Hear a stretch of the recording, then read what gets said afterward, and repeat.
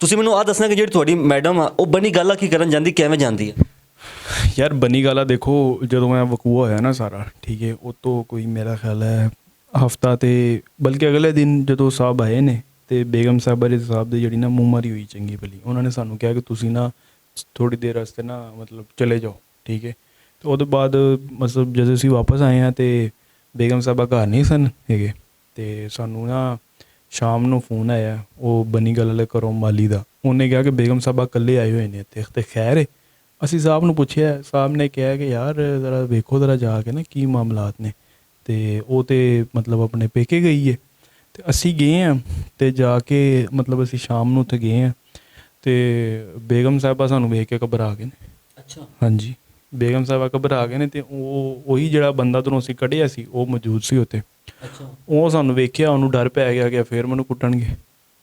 ਉਹਨੇ ਅਸੀਂ ਕਿਹਾ ਕਿ ਭਾਈ ਦੇਖੋ ਸਾਡੀ ਤੁਹਾਡੇ ਨਾਲ ਕੋਈ ਦੁਸ਼ਮਣੀ ਨਹੀਂ ਹੈਗੀ, ਠੀਕ ਹੈ, ਅਤੇ ਤੁਸੀਂ ਜਿਹੜਾ ਨਾ ਮਤਲਬ ਬਿਹਤਰ ਹੈ ਕਿ ਤੁਸੀਂ ਬੰਦੇ ਨਹੀਂ ਬੰਦੇ ਬਹਿ ਕੇ ਆਪਸ ਵਿੱਚ ਗੱਲ ਕਰੋ, ਠੀਕ ਹੈ, ਕਿ ਸਾਨੂੰ ਸਾਹਿਬ ਕਹਿ ਰਹੇ ਨੇ, ਦੇਖੋ ਸਾਡੇ ਤੇ ਨੌਕਰੀ ਹੈ ਯਾਰ, ਸਾਡੀ ਮੁਲਾਜ਼ਮਤ ਹੈ ਭਾਈ ਮੇਰੇ, ਉਹ ਜਿੱਧਰ ਵੀ ਹੋਵੇ ਨੌਕਰੀ ਆਪਣੀ ਕਰਨੀ ਹੈ, ਠੀਕ ਹੈ, ਜਿਵੇਂ ਵੀ ਉਹ ਕਰਨੀ ਹੈ, ਠੀਕ ਹੈ। ਅਤੇ ਉਹ ਫਿਰ ਇੱਕ ਹੈ ਕਿ ਇੱਕ ਚੀਜ਼ ਗਲਤ ਹੋ ਰਹੀ ਹੈ ਅਤੇ ਸਾਨੂੰ ਮਤਲਬ ਗਲਤ ਚੀਜ਼ ਹੋ ਰਹੀ ਹੈ ਅਤੇ ਸਾਡਾ ਫਰਜ਼ ਹੈ ਕਿ ਯਾਰ ਉਹਨੂੰ ਰੋਕੀਏ ਅਸੀਂ ਉਹਨੂੰ ਬੰਦੇ ਨੂੰ ਕਿਹਾ ਕਿ ਯਾਰ ਦੇਖੋ ਇਹ ਤੁਸੀਂ ਤੁਹਾਡੀ ਵਜ੍ਹਾ ਤੋਂ ਨਾ ਘਰ ਖ਼ਰਾਬ ਹੋ ਰਿਹਾ, ਅਤੇ ਤੁਸੀਂ ਤੁਹਾਡੀ ਮਿਹਰਬਾਨੀ ਹੈ, ਤੁਸੀਂ ਜੋ ਵੀ ਹੈ ਨਾ ਬੰਦੇ ਬਹਿ ਕੇ ਆਪਸ ਵਿੱਚ ਗੱਲ ਕਰ ਲਓ ਅਤੇ ਬਾਅਦ ਇਹਦਾ ਕੋਈ ਨਾ ਦਰਮਿਆਨੀ ਰਸਤਾ ਕੱਢ ਲਓ, ਠੀਕ ਹੈ।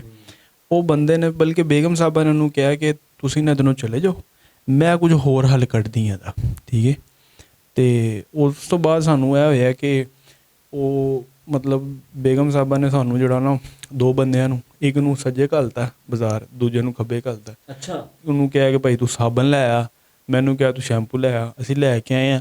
ਫਿਰ ਉਹਨੂੰ ਕੋਈ ਚਿਪਸ ਦਾ ਪੈਕਟ ਲੈਣ ਘੱਲਦਾ, ਕਿਸੇ ਨੂੰ ਬੋਤਲ ਲੈਣ, ਅਤੇ ਅਸੀਂ ਬੇਗਮ ਸਾਹਿਬਾ ਨੂੰ ਕਿਹਾ ਕਿ ਸਾਨੂੰ ਇਕੱਠੀਆਂ ਚੀਜ਼ਾਂ ਦੱਸ ਦਿਓ, ਇਹ ਮਤਲਬ ਇਸ ਤਰ੍ਹਾਂ ਕੀ ਹੈ ਕਿ ਦੋ ਬੰਦੇ ਜਾਣਾ। ਅਤੇ ਉਹਨਾਂ ਨੇ ਕਿਹਾ ਬਕਵਾਸ ਨਾ ਕਰੋ, ਦਫਾ ਹੋ ਜਾਓ ਤੁਸੀਂ ਸਾਰੇ ਇੱਧਰੋਂ, ਠੀਕ ਹੈ, ਤੁਸੀਂ ਹੈਗੇ ਹੀ ਬਗੈਰਤ ਹੋ, ਠੀਕ ਹੈ, ਹਾਂ ਤੁਸੀਂ ਬਗੈਰਤ ਪਿੱਛੇ ਬਗੈਰਤ ਹੋ ਗਏ ਹੋ, ਇਹ ਉਹਨਾਂ ਨੇ ਕਿਹਾ। ਮੈਡਮ ਨੇ ਕਿਹਾ ਜੀ।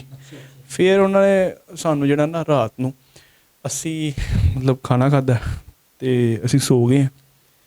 ਅਤੇ 2 ਦਿਨ ਇਸ ਤਰ੍ਹਾਂ ਹੋਇਆ, ਵਰਨਾ ਸਾਡੀ ਇਹ ਰੂਟੀਨ ਹੁੰਦੀ ਸੀ ਕਿ ਮੈਂ ਜਦੋਂ ਸੌਂਦਾ ਸਾਂ ਦੂਜਾ ਬੰਦਾ ਜਿਹੜਾ ਨਾ ਉਹ ਜਾਗ ਰਿਹਾ ਹੁੰਦਾ ਸੀ, ਹਾਂ, ਠੀਕ ਹੈ। ਉਹ ਅਸੀਂ ਦੋਵੇਂ ਸੋ ਗਏ ਸੀ ਅਤੇ ਜਦੋਂ ਅਸੀਂ ਇਕੱਠੇ ਮਤਲਬ ਸਾਡੀ ਅੱਖ ਖੁੱਲ੍ਹੀ ਜ਼ੋਰ ਦੇ ਟਾਈਮ, ਅਸੀਂ ਡਰ ਗਏ, ਅਸੀਂ ਕਿਹਾ ਕਿ ਯਾਰ ਤਾਂ ਬੜਾ ਟਾਈਮ ਹੋ ਗਿਆ।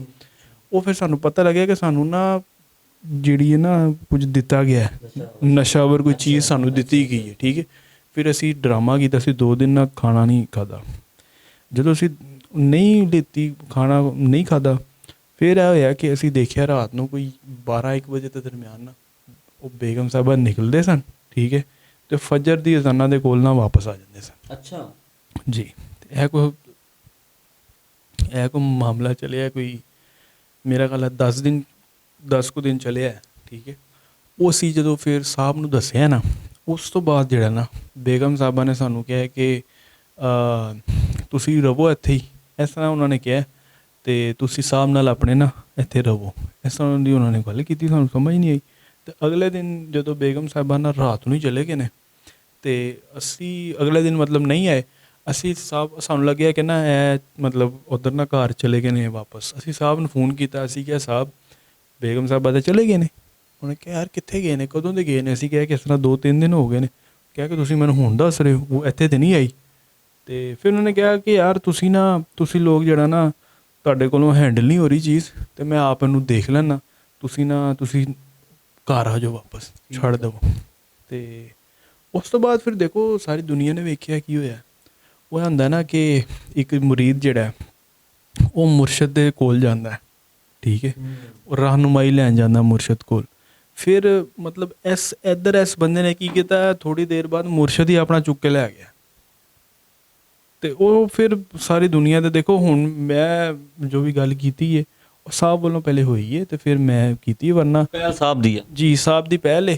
ਅਤੇ ਬਲਕਿ ਮੈਂ ਅਗਰ ਤੁਹਾਡੇ ਸਾਹਿਬ ਨਾ ਕਰਦੇ ਤੁਸੀਂ ਨਹੀਂ ਬੋਲਣਾ ਨਹੀਂ, ਅਤੇ ਮੈਂ ਕਹਿੰਦਾ ਵਾਂ ਕਿ ਇਹ ਸਾਹਿਬ ਨੇ ਬਹੁਤ ਚੰਗਾ ਕੀਤਾ ਕਿ ਉਹਨਾਂ ਨੇ ਜਿਹੜਾ ਨਾ ਗੱਲਾਂ ਤੋਂ ਪਰਦਾ ਜਿਹੜਾ ਨਾ ਚੁੱਕਿਆ। ਸਾਹਿਬ ਨੇ ਗੱਲਾਂ ਸੱਚੀਆਂ ਕਰਦਿਆਂ 6 ਸਾਲ ਲਾ ਦਿੱਤੇ ਸੋਚਦੀਆਂ ਹੀ। ਯਾਰ ਅਸਲ ਵਿੱਚ ਨਾ ਸਾਡਾ ਸਾਹਿਬ ਜਿਹੜਾ ਨਾ ਜ਼ਹਿਨੀ ਤੌਰ 'ਤੇ ਨਾ ਮਤਲਬ ਉਹ ਡਿਸਟਰਬ ਹੋ ਗਿਆ ਸੀ, ਅਤੇ ਕਿਉਂਕਿ ਉਹ ਬਹੁਤ ਜਿਹੜਾ ਨਾ ਮੈਡਮ ਨਾਲ ਉਹਨਾਂ ਦਾ ਨਾ ਉਹਨਾਂ ਦਾ ਮਤਲਬ ਮੁਹੱਬਤ ਸੀ ਬਹੁਤ ਜ਼ਿਆਦਾ, ਠੀਕ ਹੈ। ਅਤੇ ਉਹ ਸਾਹਿਬ ਥੋੜ੍ਹਾ ਜਿਹਾ ਡਿਸਟਰਬ ਹੋ ਗਿਆ ਸੀ ਜ਼ਿਹਨੀ ਤੌਰ 'ਤੇ, ਅਤੇ ਇਸ ਲਈ ਇਹਨਾਂ ਨੂੰ ਬੜਾ ਉਹਨੂੰ ਬਲਕਿ ਦਵਾਈ ਵਗੈਰਾ ਵੀ ਉਹ ਲੈਂਦੇ ਰਹੇ ਨੇ, ਅਤੇ ਉਹ ਤਕਰੀਬਨ ਜਿਹੜਾ ਨਾ ਉਹ ਕਹਿ ਲਓ ਕਿ ਉਹ बड़ी मुश्किल ਜਿਹੜਾ ਨਾ ਉਹਨਾਂ ਦੀ रिकवरी हुई है। तो जी नाज़रीन, जैसा कि आपने सारी गुफ्तगू सुनी, तो इसके साथ अपनी मेज़बान को इजाज़त दें। अल्लाह हाफ़िज़।